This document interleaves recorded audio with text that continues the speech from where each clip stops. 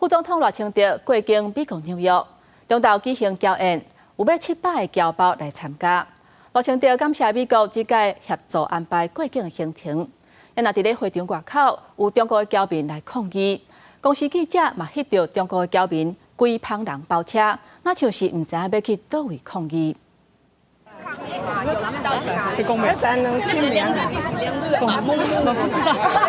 由布条甲国旗准备出发，记者伫纽约东邻街翕到中国的侨民准备包车要去赖清德侨宴的会场，因过真侪人敢若拢唔知影这抓要去创啥。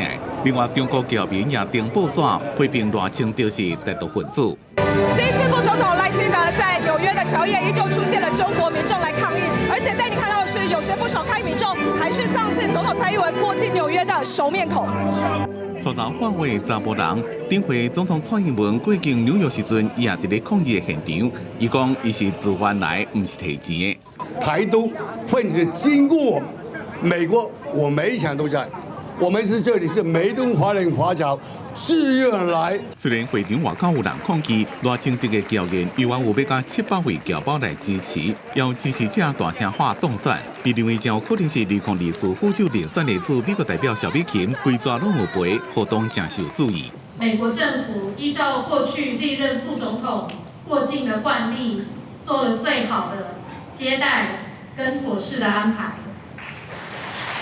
非常感谢美国不惧压力，秉持着安全、舒适、便利、尊严的原则，协助我过境。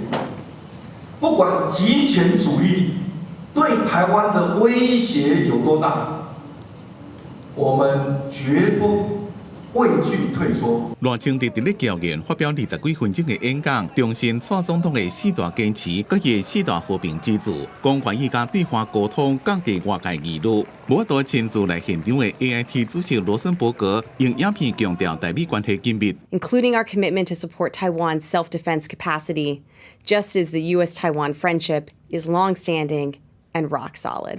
侨宴即个有纽约州议会议员、威廉波特市长等人参加，并无国会议员。赖清德这边过境美国态度正低调。纽约时报认为，伊是要展现稳健可靠的形象，不会让人看这是麻烦的制作者，替伊未来的大选加分。记者伫纽约采访报道。